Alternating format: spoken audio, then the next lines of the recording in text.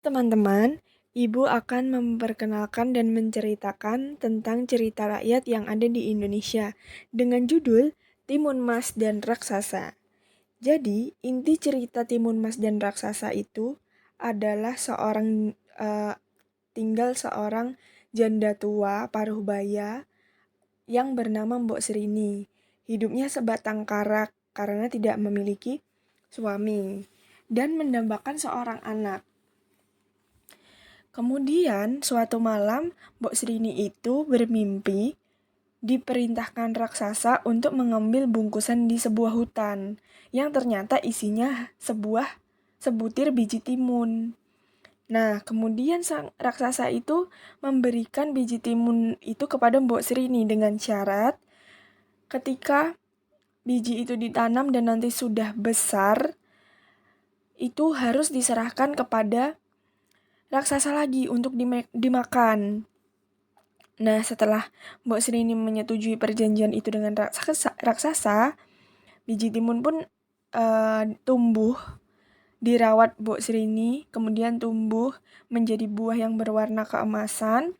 Kemudian saat dibelah, itu keluar bayi perempuan cantik yang diberi nama Timun Mas. Nah, akhirnya Mbok Sri ini membesarkan dengan penuh kasih sayang. Kemudian Timun Mas tumbuh menjadi gadis cerdas yang baik hati, seperti itu. Nah, akhirnya pada suatu hari sesuai dengan janji yang sudah mereka janji yang sudah mereka sepakati di awal, raksasa menagih janji datang kembali kepada Mbok Srini untuk meminta Timun Mas tersebut. Tapi Mbok Srini nggak mau karena sudah terlanjur sayang dengan Timun Mas. Nah, akhirnya Mbok Srini meminta pertolongan kepada seorang pertapa yang memberikan 4 bungkus ajaib, yaitu biji timun, jarum, garam, dan terasi. Setelah itu, ketika nanti Timun Mas dikejar oleh raksasa, maka empat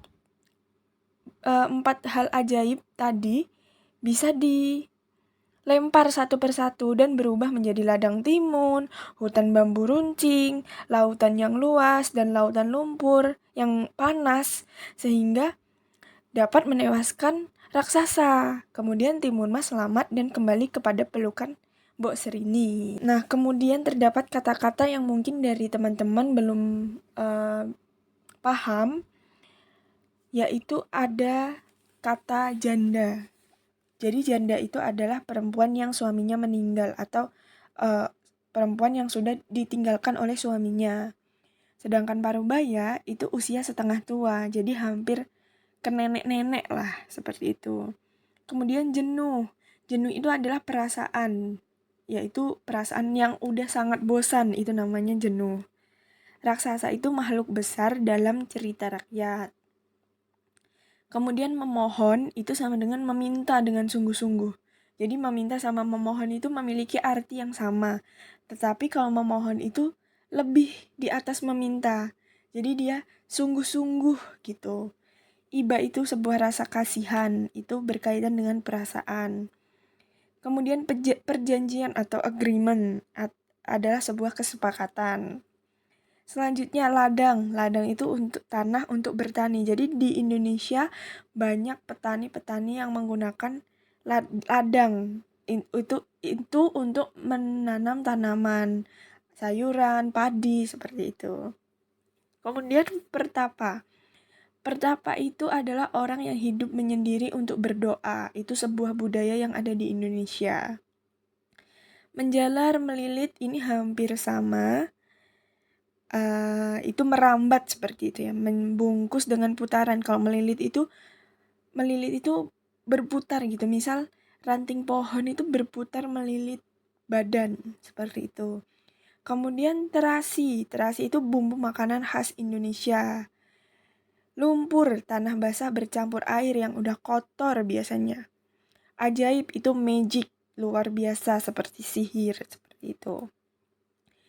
Nah, pada hari ini Ibu akan memberikan materi yaitu tentang scaffolding verbal dan visual. Jadi timun mas dan raksasa ini akan Ibu sampaikan secara verbal dan visual. Scaffolding verbal dan visual adalah teknik pemberian dukungan atau bimbingan belajar secara bertahap. Bantuan ini diberikan secara intensif, pembelajar itu dapat memahami gitu. Nah, pada verbal itu bimbingan yang diberikan menggunakan kata-kata atau instruksi lisan. Dan pada visual itu menggunakan media visual atau alat peraga untuk mempermudah pembelajaran. Nah, tapi nanti Ibu akan memberikan gambar-gambar yang bisa dilihat oleh teman-teman. Fokus penerapan teknik scaffolding itu memberi dukungan bahasa, lisan, tulisan, atau struktural.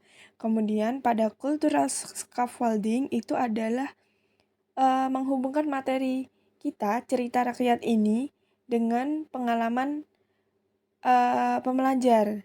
Maksudnya tradisi, kemudian pembelajaran yang relevan seperti itu. Kemudian kontekstual scaffolding itu strategi yang berfokus pada penyediaan konteks. Jadi pada cerita rakyat Timun Mas itu ada situasi, latar belakang, kemudian konteks, alur cerita, seperti itu.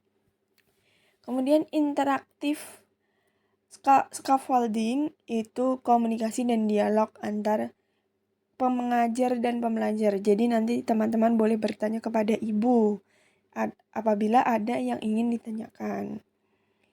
Nah, gambar timun mas dan raksasa ya.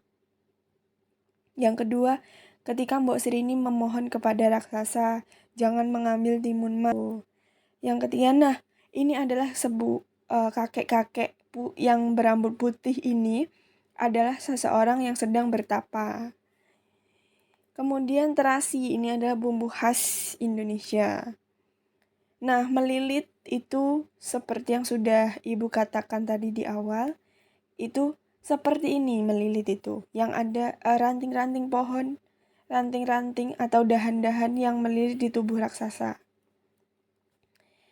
Cukup, terima kasih. Apakah ada yang ditanyakan? Jika cukup, Ibu akhiri. Terima kasih.